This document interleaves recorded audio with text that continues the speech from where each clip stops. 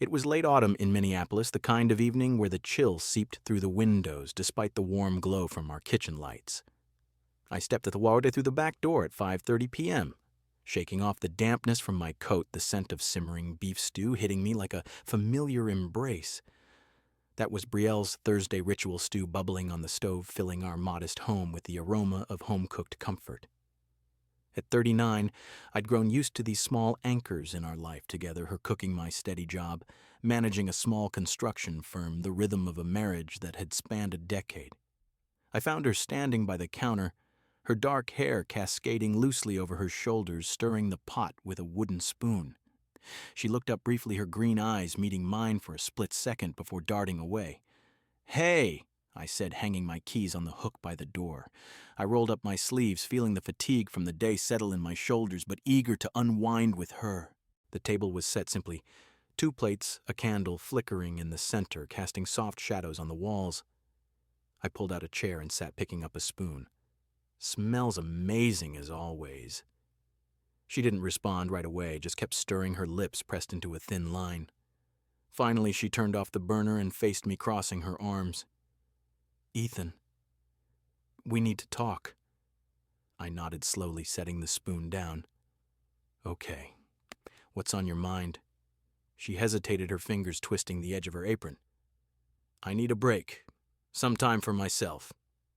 A break. The word hung in the air like fog rolling off the Mississippi River outside our window. "What kind of break?" "A vacation, just 2 weeks. I'm thinking Florida with some friends." I leaned back in my chair, the stew forgotten. "Pour dame." 2 weeks. We'd talked about trips before, but always together, scraping together savings for a weekend getaway. This felt different, abrupt. Friends who, just the girls, Haley, Marissa, maybe Tori. She said it quickly, almost too quickly, like she was rehearsing. Haley and Marissa. I knew they were from her book club, but Tori, the name didn't ring a bell. Brielle, we've got Bill's work. I can't just drop everything. And 2 weeks. That's a long time. She stepped closer to the table, her voice rising a notch. "It's not about you dropping anything. This is for me. I feel like every day is the same, cooking, cleaning, waiting for you to come home. I need to breathe, Ethan. I need space." I felt a tightness in my chest, not anger yet, but confusion. "I'm not stopping you from breathing. We can plan something together, a weekend away maybe. But disappearing for 2 weeks with people I barely know, that doesn't sit right." Her laugh was sharp, echoing off the tiled floor. "See, that's the problem. You think I have to ask permission. I'm not your property, Ethan. I don't belong to you, like some object you can control." The words hit me like a sudden gust of wind, knocking the air from my lungs. Property, I'd never seen her that way. To me, she was my partner, the woman I'd chosen to build a life with, the one who'd stood by me through lean years, job losses, and the quiet joys of late-night talks. "I've never thought of you as property," I said, my voice steady but low. "Marriage is about respect, Brielle. We make decisions together. I'm not controlling you. I'm asking for us to be a team." She scoffed, turning away to pour herself a glass of wine from the bottle on the counter. "It sounds like control to me. You can stay here with your routines. I'm going." I stood up then, the chair scraping against the floor. "You can visit your mom for a day or 2 if you need space, but Florida 2 weeks with friends. I've never heard of no Brielle. I don't support that." Her eyes flashed with defiance as she set the glass down hard. "I don't need your support. I'm going." She laughed again, a cold sound that didn't match the warmth of the room, and stormed up the stairs, the wooden steps creaking under her feet. I stood there for a moment, staring at the empty doorway, the candle's flame dancing uncertainly. The stew sat cooling on my plate. I sat back down, picked up the spoon, and took a bite. It tasted like ash, but I kept eating one deliberate mouthful at a time. Each swallow felt like forcing down the weight of something, fracturing our trust, our life, the quiet assumption that we were in this together. The house felt quieter than ever, the autumn wind whispering against the panes as if mocking the storm building inside these walls. 4 days after that tense dinner, Brielle left the house in the morning with a small overnight bag slung over her shoulder. She claimed she was heading to her mother's place in St. Paul for a quick visit, something about helping with errands. She leaned in and kissed my cheek, her lips cool and fleeting like a formality rather than affection. Her smile didn't reach her eyes. It was tight, almost rehearsed. "I'll be back soon," she said, her voice light but distant. "Drive safe," I replied, watching her pull out of the driveway in our shared SUV. The autumn leaves swirled behind her tires, and I stood there longer than necessary, a nagging unease settling in my gut. The day dragged on at work meetings with contractors reviewing blueprints for a new office build downtown. My mind kept drifting back to her words from Thursday. "I'm not your property." They echoed like a bad refrain, making every phone call and email feel like a distraction from the real issue brewing at home. By 6 p.m., I wrapped up early, eager to get back and talk things out properly. Maybe we'd sit on the couch with a glass of wine like we used to and hash out whatever was eating at her. But when I pulled into the garage, the house felt off. No lights on in the kitchen, no music drifting from the living room. Brielle always had something playing soft jazz or indie playlists to unwind. I called out as I stepped inside, "Brielle?" Silence answered, thick and unnatural. The air was still no scent of dinner or her perfume lingering. I flicked on the lights, my boots echoing on the hardwood floor. Upstairs in our bedroom, the closet door hung open. Her side was half-empty dresses gone, shoes missing from the rack, the large suitcase we'd bought for our honeymoon nowhere in sight. Jewelry box on the dresser cleared out, except for a few cheap pieces I'd given her early in our marriage. My heart started pounding, not with panic yet, but with a cold realization. I checked the bathroom. Her toiletries vanished. Downstairs, her favorite mug sat clean in the drying rack as if she'd tidied up before vanishing. I pulled out my phone and dialed her number. It rang twice before she picked up. Background noise flooded the line, crashing waves, upbeat music from what sounded like a beach bar laughter mingling with the wind. "Brielle, where are you?" "I'm on vacation, like I said." Her voice was casual, almost defiant, but I could hear the edge in it. "Vacation? You told me you were going to your mom's. What's going on? Who are you with?" A pause, then her laugh, sharp, unfamiliar.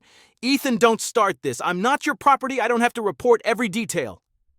"This isn't about reporting. You're my wife. We've been together 10 years. You can't just disappear without a real explanation. Tell me what's happening." "Stop it. I'm fine. I'll be back when I'm ready. Don't call again." The line went dead. I stared at the phone, the screen glowing mockingly. I redialed straight to voicemail. Her voice on the recording sounded so normal, so like the woman I'd married. "This is Brielle. Leave a message." I didn't. Instead, a text buzzed in from an unknown number. "Don't bother her. She needs peace." Peace from what? From me. The message hit like a slap, confirming what my instincts had whispered all week. This wasn't a spontaneous trip. It was planned, deliberate. I sank into the living room couch, the same one where we'd binge-watch shows on lazy Sundays, and let the silence envelop me. No tears came. I wasn't the type to break down easily. Instead, a calm settled over me, cold and clarifying like the first frost of winter. 10 years of building a life together, saving for this house, supporting her through job changes, dreaming of kids someday, and now this, a vanishing act with strangers or worse. I didn't rage or smash anything. That wasn't me. I poured myself a scotch from the cabinet neat and sipped it slowly, staring at the blank TV screen. My reflection looked back. Tired eyes, stubbled jaw, a man who'd always played by the rules. But rules only worked if both sides followed them. By the second glass, my mind sharpened. I wasn't going to sit here wondering. I needed facts, not assumptions. The next morning I woke before dawn, the house still echoing with emptiness. I made coffee black strong and sat at my desk in the home office. A quick search online led me to a private investigator in the Twin Cities area, someone discreet with good reviews. I emailed first, then followed up with a call. "This is Ethan Walker," I said when he answered. "I need help locating my wife. She's on a vacation in Florida, but I suspect there's more to it." The PI, a gruff voice named Harlan, didn't waste time. "Details, name, last known location, any suspicions?" Brielle Walker, mid-30s, left yesterday morning. Said she was visiting her mom, but admitted on the phone she's in Florida. Background noise sounded like a beach resort. She's with friends. Haley, Marissa, maybe Tori. And I got a text from an unknown number telling me to back off. Harlan hummed thoughtfully. Timeline. I want everything by the end of the weekend where she is who she's with any red flags. Understood. I'll need photos, recent communications, access to any shared accounts if possible. I sent over what I had: recent pictures, screenshots of our texts, even the unknown number. It felt clinical, like filing a report, but necessary. As I hit send, a weight lifted slightly. No more guessing games. If she wanted space, fine. But I deserved the truth. The rest of the day blurred work calls. I barely focused on lunch uneaten at my desk. By evening, I paced the empty house, the silence deafening. I cooked for one a simple pasta that tasted bland without her chatter filling the kitchen. Sleep came fitfully that night, dreams fragmented with waves crashing and her laughter echoing from afar. Harlan's first update came Friday afternoon. She's in Sarasota, checked into a resort under her name, more details incoming. I nodded to myself, the pieces starting to form. Whatever she was hiding, it wouldn't stay hidden long. The calm inside me deepened, turning from resignation to resolve. If this was the end, I'd face it on my terms, not hers. Saturday morning arrived with a crisp bite in the air, the kind that made the fallen leaves crunch underfoot as I walked to my truck. Harlan, the PI, had texted late the night before. Package ready? Meet at the coffee shop on Nicollet Avenue, 9 a.m. I drove there in silence, the radio off my mind, replaying the unknown text and Brielle's clipped voice on the phone. The cafe was bustling people, grabbing lattes, chatting over muffins, but I felt detached, like I was watching it all from behind glass. Harlan was already at a corner table, a nondescript guy in a gray jacket nursing a black coffee. He slid a plain manila envelope across as I sat down. "Everything's in there," he said, voice low. USB with video stills printed out. Resort in Sarasota Beachside Haven. Checked in under her maiden name, but the credit card trail was easy to follow. I nodded, pocketing the envelope without opening it. "Who is she with?" He leaned in. "Guy named Leo Anders, 42, financial advisor out of Tampa. Divorced twice, 2 kids from the first marriage. They've been corresponding for months, emails, texts. Looks planned. He's footing most of the bill for the trip." "Anything else?" Harlan shrugged. "She's been careful, but not careful enough. Social media posts, though, she blocked you, captioned one, 'Finally free,' with a kiss emoji and palm trees, and there's audio from the bar overheard conversation. It's on the drive." I paid him in cash, as agreed, and left without another word. Back in my truck, I drove to a quiet park overlooking the river. The Mississippi, flowing steadily below like time itself, wouldn't stop for my unraveling life. I pulled out my laptop from the glove compartment, always kept one there for work emergencies, and plugged in the USB. The first video loaded grainy but clear timestamp 2 days ago. Brielle, in a sundress, laughing by the pool, her arm linked with a tall, tanned man, Leo, I presumed. He leaned in, whispering something that made her throw her head back in amusement. They looked comfortable, intimate, like this wasn't their first time together. My stomach twisted, but I kept watching. Next, file security cam footage from the resort bar, audio faintly captured. Brielle sat on a stool, wine glass in hand, Leo beside her. "Ethan won't do a thing," she said, her voice slurred slightly from drinks. "He's too soft. As long as I don't sign divorce papers right away, I keep half the house, the accounts. We'll figure it out later." Leo's chuckle came through the speakers. "Smart girl. You've got him wrapped," she giggled. "He's always been weak like that, thinks marriage means forever no matter what." Weak. The word stung, but not as much as the casual betrayal in her tone. Photos followed them kissing under string lights by the beach, her hand on his chest. A selfie she must have posted privately, her in a bikini, him in the background with a cocktail. And the Instagram story screenshot, "Finally free, not the property of anyone." It was dated the day she left. I closed the laptop, leaning back against the seat. No rage boiled up, no urge to smash the screen or drive to Florida in a fury. Instead, a quiet clarity washed over me, cool and unyielding. 10 years the late nights I'd worked overtime to pay off her student loans, the weekends we'd spent furnishing this house, the promises whispered in the dark. All reduced to this, her plotting to keep my assets while building something new with him. I laughed softly to myself, not out of joy, but recognition. The woman I'd loved had shown her true face, and it wasn't the one I'd married.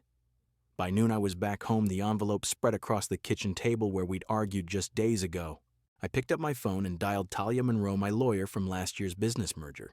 She'd handled the paperwork for incorporating my firm and setting up Trust Sharp, no-nonsense, exactly what I needed now. "Ethan," she answered on the second ring. "What's up, another contract review?" "No. I need to file for divorce. Urgently."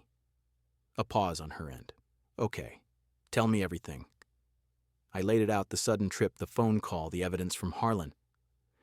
"I've got videos, audio photos, proof of infidelity, and her intent to manipulate assets. She's with a guy named Leo Anders, and I want to protect what's mine."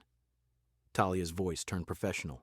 "Does she have access to joint accounts or property in her name?" "Not after today." We spent the next hour strategizing. First, I logged into our online banking from my laptop, joint checking and savings. With a few clicks, I transferred every cent to my personal account, one I'd kept separate since before we married. It wasn't much in the joint one anyway. Most of our real assets were in trusts I'd set up years ago, advised by Talia during a business expansion. Walker Legacy Holding, a quiet entity holding the house, deed my firm's shares, even retirement funds. Established pre-marriage, untouchable in a divorce. Next credit cards, I called the company, canceled the supplementary card in her name. Fraudulent activity suspected.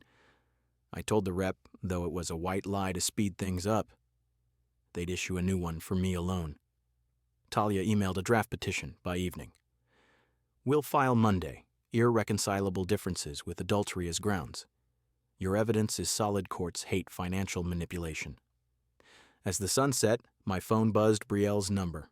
I let it ring twice before answering. "Ethan, what the hell? My cards declined everywhere. I can't even buy groceries." "Exactly." Her voice pitched higher, panic creeping in. "What did you do? Fix it." "I didn't do anything except what you suggested. You're not my property, Brielle, so don't expect to share in mine." "You can't." "I already did." I hung up, then blocked her number. The unknown one, Leo's, I assumed, got the same treatment. No more games. That night I sat in the living room, the house echoing with solitude. The evidence folder open on my screen, I backed it all up to the cloud, then deleted the originals from the USB. Talia had the copies now. Sleep came easier than expected, not peaceful, but resolved. Whatever storm she'd unleashed, I'd weather it.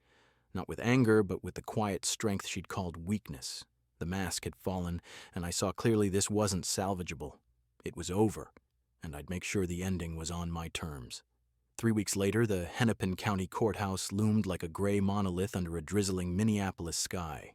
I arrived early, dressed in a simple navy suit, nothing flashy, just the one I'd worn to our anniversary dinner last year.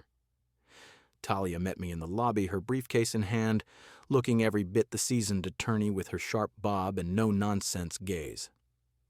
"Ready?" she asked, scanning my face. "As ready as I'll ever be," I replied. The evidence was ironclad: the videos, audio clips, photos, and financial records. I'd spent the intervening days tying up loose ends, ensuring the trusts were airtight, reviewing the petition with her multiple times. Sleep had been sparse, but the numbness had given way to a focused determination. This wasn't about vengeance. It was about closing a chapter that had turned toxic. We entered courtroom 4A, the wood-paneled space echoing with the murmurs of clerks and other petitioners. Brielle arrived 10 minutes later, striding in like she owned the place. She wore a fitted designer dress, emerald green, probably from one of those high-end boutiques downtown, paired with heels that clicked authoritatively on the tile floor. Her hair was styled in loose waves, makeup flawless, a beige leather bag slung over her shoulder. She glanced at me briefly, her expression a mix of smugness and feigned indifference, as if this was just a formality, before she walked away with half of everything. Her lawyer, a slick guy named Marcus, I'd never met, shook her hand and whispered something that made her nod confidently. They took their seats across the aisle. I didn't acknowledge her. My eyes stayed on the judge's bench, waiting for the gavel to drop. The session started promptly at 10 a.m. Judge Harlan, a stern woman in her 50s with wire-rimmed glasses, called our case. Walker versus Walker, petition for dissolution of marriage. Talia stood first. "Your Honor, my client Ethan Walker seeks an immediate divorce on grounds of irreconcilable differences supported by evidence of adultery and financial manipulation. We submit the following recorded conversations, video footage, photographs, and financial statements proving premeditated infidelity and intent to exploit marital assets. She handed over the flash drive and printed exhibits. The judge reviewed them silently, her expression unchanging. Brielle shifted in her seat, whispering urgently to Marcus. When it was their turn, Marcus rose. Your Honor, Mrs. Walker contests the validity of this evidence. It was obtained through unauthorized surveillance violating her privacy. Furthermore, we request equitable distribution of marital property, including the family home and joint accounts, valued at approximately $450,000. The judge peered over her glasses. Privacy claims, let's see the evidence first. Or so. Talia played the key audio clip on a courtroom laptop, the bar conversation from Sarasota. Brielle's voice filled the room. Ethan won't do a thing. He's too soft. As long as I don't sign divorce papers right away, I keep half the house the accounts. Leo's laugh followed, then her giggle. Brielle's face drained of color, her hand flying to her mouth. Marcus tried to interject. This is inadmissible, obtained illegally, Talia countered smoothly. The footage is from public resort cameras and a licensed investigator. No wiretapping, it's ambient audio in a public space. Perfectly legal under Minnesota statutes. The judge nodded. Admissible. Proceed. Next came the videos, Brielle and Leo by the pool kissing. Her Instagram post with the damning caption. Then the financial statements showing the joint accounts emptied and transferred to my premarital trusts. Walker Legacy Holding was established before the marriage, Talia explained. All major assets, the home investments, retirement funds are held there. Mrs. Walker has contributed minimally over the past 5 years with no joint title on these. Brielle leaned forward, her voice breaking the protocol. That's not fair. We've been married 10 years. Half of everything should be mine. The judge banged her gavel lightly. Mrs. Walker, you'll speak through your counsel. Marcus argued weakly about community property, but the judge cut him off after reviewing the trusts. These documents predate the marriage by 2 years. They're separate property. Evidence shows Mrs. Walker abandoned the marital home engaged in adultery and expressed intent to manipulate assets without contributing. No spousal support will be awarded. Mrs. Walker retains only personal effects in any separate accounts in her name.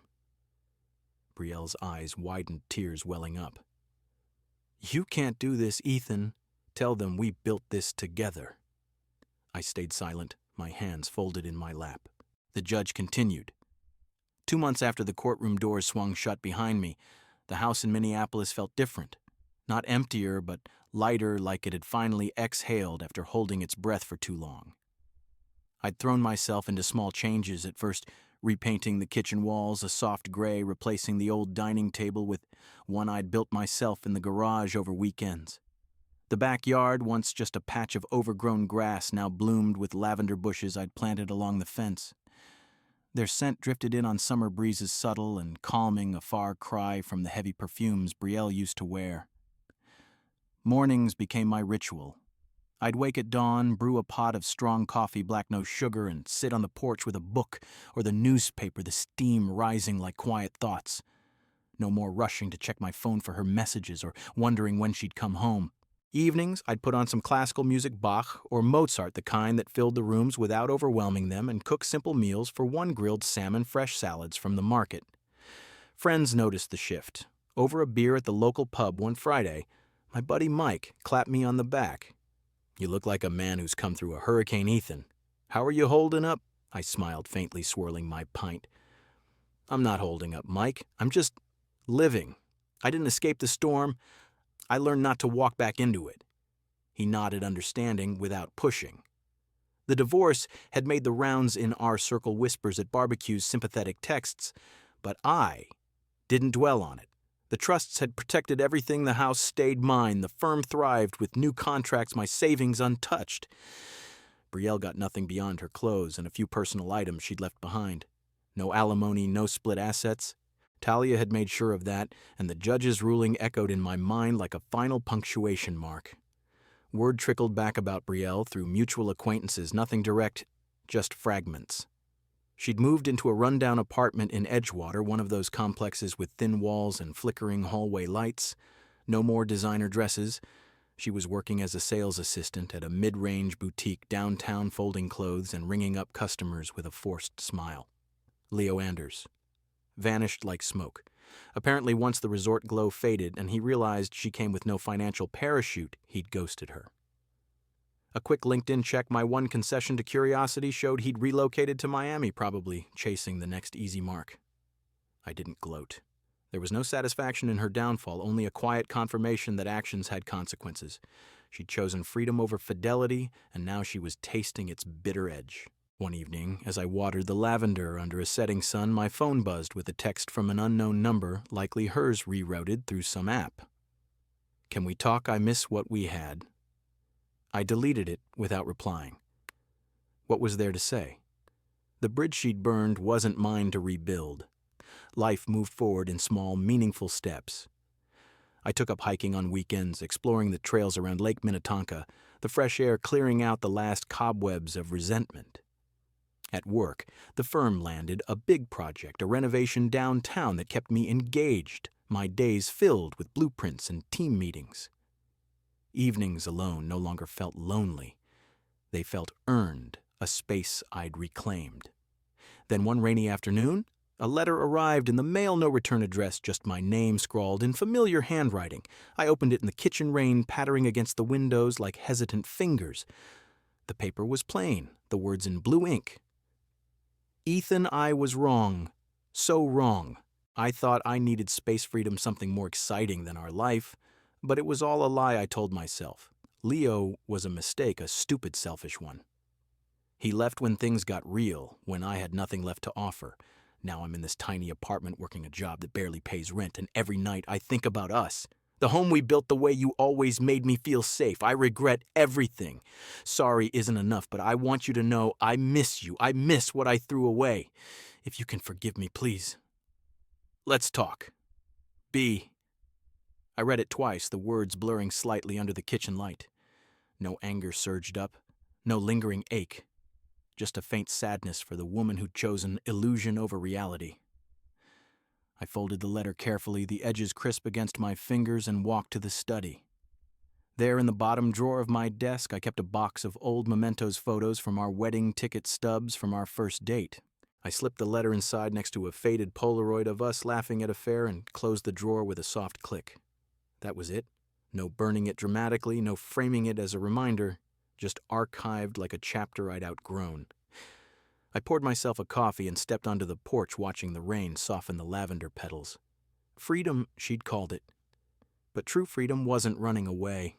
It was letting go of what no longer served you, what had chosen to leave. She'd wanted out, and now she had it all of it. As the storm cleared, leaving a fresh scent in the air, I felt the weight lift completely.